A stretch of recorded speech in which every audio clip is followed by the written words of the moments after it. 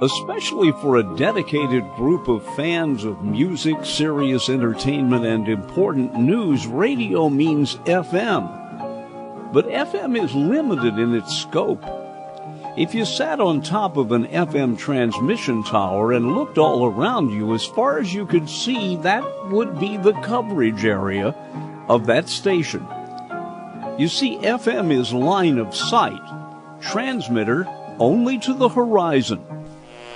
But for many of us, when we were young, it was AM that dominated our listening hours. And AM, unlike FM, is not limited by the horizon. You see, powerful AM stations had the ability to cover, in some cases, much of the nation. And my generation had a greater geographic understanding of America because of that. You see, the AM wave at mid-frequencies is about 1,000 feet tall. When it reaches the upper level of the ionosphere, the waves are so large they can't pierce that layer, so they're reflected back. These are sky waves that blanket much of the United States. The FM wave, on the other hand, is about 12 feet tall. It goes right through the upper atmosphere, doesn't bounce back. That's why FM is purely line of sight, from the transmission antenna on the tower to the nearest point on the horizon. I grew up in Washington, Indiana. For me, listening in my bedroom to those powerhouse Clear Channel 50,000-watt stations at night was my passport to a wider world. When I was a lad, we did have FM in my hometown. The local FM station in Washington was only the third in the state to go on the air. The tower is still there, a sleek, self-supporting structure with no guy wires. Its signal was so strong, even though at the time it was only 14,000 watts and not the 50,000 it could have been, it was so strong it came in all over the band, a band not yet cluttered with so many radio stations. And we used to joke, it's 14,000 watts in 14,000 spots. The fact that Washington had a pioneering FM station less than 3 years after the FCC started taking applications is amazing. It was a time when Chicago only had 2 FMs. Although I did listen to the local station for news and birthdays and high school basketball, my world was AM. I spent my nights listening to KDKA in Pittsburgh. KDKA, AM 1020. A young married couple, Ed and Wendy King, did a late-night show called Party Line. And the magic of the show was that you never heard the callers. Ever. Well, Wendy, let's see if we can find some last-minute winners on the Party Pretzel. Hello, Party Line? Sure, guess away. That's what we're looking for, your last-minute winner. I hope you have better luck come tomorrow night, when we'll have another party and hope you'll be on hand. Because without you, there won't be us, and we would like to keep the whole party together. Sometimes when I'm lonely, I wish there were a Party Line. I would listen to Ed and Wendy King through some of the worst noise in the history of broadcasting. I fell in love with Ed and Wendy. After Ed died and I was late in my career, I decided to try to find Wendy. We became good friends, pen pals at least.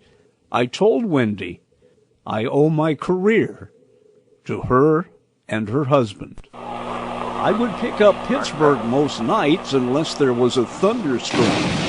But a smooth turn to the right was WBZ in Boston. I listened to Boston on nights I couldn't find Ed and Wendy. WBZ 1030. I had other favorites, too, scattered all over 2/3 of the U.S. One night I discovered WCCO, a powerhouse in Minneapolis. A golden-throated announcer named Franklin Hobbs broadcasted night for 20 years. Welcome to Hobbs House.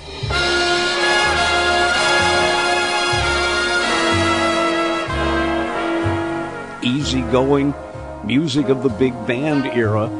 And on hot summer nights, he often broadcast from his home, with crickets in the background, and called it Hobbs House. Most nights, I could pick up WSB in Atlanta. You never have to wait to hear the news on AM 750 WSB. In fact, when news breaks out, we simply break in. WSB, welcome south, brother. Another station heavy on news and public affairs. Two stations busted in from the Dallas area. WFAA in Dallas, WBAP in Fort Worth, and for decades, those two radio stations shared the same frequency, each using it for part of the day. Then, magically one night, I found WWL in New Orleans at 870 on the AM dial. The News Authority, WWL.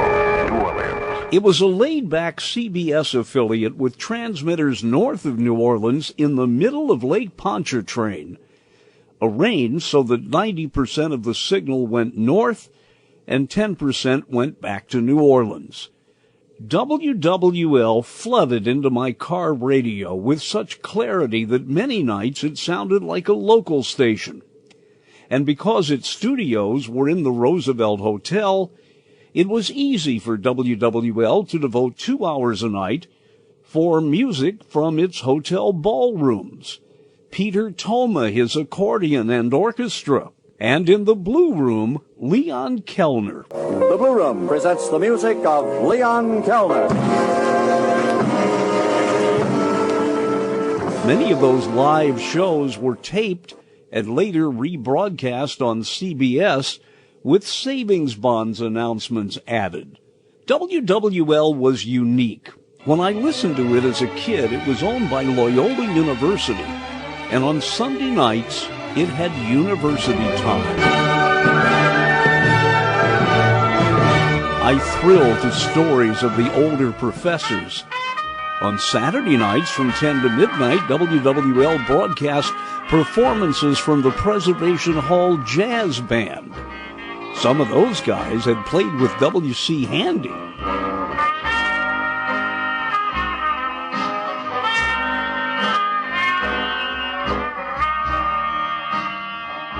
And during the Cuban Missile Crisis, WWL aimed its signal at Cuba, broadcasting in Spanish.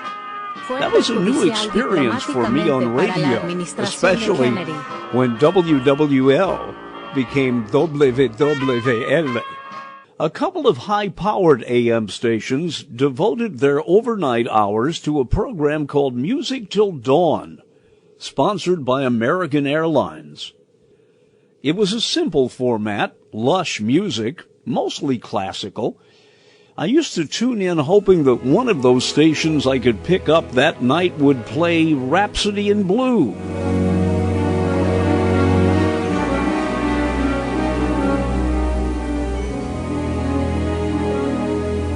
Soon I was the only kid in my grade school who knew all of Rhapsody in Blue, all 15 minutes of it. When I started working in radio, I was usually on nights and weekends. And every Sunday night I could pick up WCFL in Chicago at midnight Central Time, 1 a.m. my time, while driving home. I could hear the announcer say, "We now leave our studios." For the next hour, what I heard was the pulsating gospel sound of a huge black church in Chicago. Each service ended with a near train wreck rendition of the Lord's Prayer.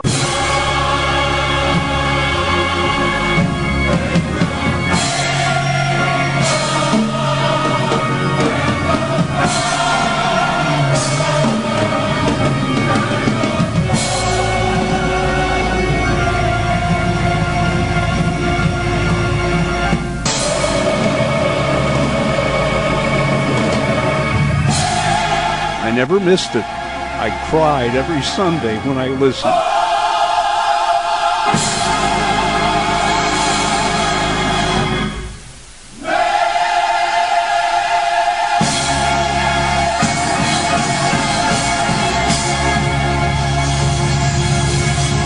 But today, none of that is possible, at least not in your car. Car manufacturers, some of which on and off toy with eliminating AM altogether, have already made the AM tuners lousy compared to the FM tuner in your car. Those tiny, just inches tall antennas on cars can't possibly receive the 1,000-foot tall AM signals. It's just not the same. Gone are the days when disc jockeys such as Dick Biondi at WLS in Chicago, Dick Summers at WBZ in Boston, and Big John Parker on WWL in New Orleans, who played music for truckers, could play just about anything they wanted and talk and chat for minutes at a time. That's your Interscan weather east of the Mississippi River. Today, most radio DJs are slaves of the clock, reading short tidbits from index cards, and the music never stops. There is no dead air. But for many of us, radio was not a repetitious go-by-the-book rendition of slogans and promos. It was a medium filled with unexpected excitement. We listened mostly to the original stations, the pioneers, who had turned on their transmitters in the 1920s and got 3-letter call signs. WGN in Chicago, owned by the Tribune newspaper. WGN, world's greatest newspaper. Crosstown rival WLS, owned by Marshall Field, proclaiming that WLS stood for the world's largest store.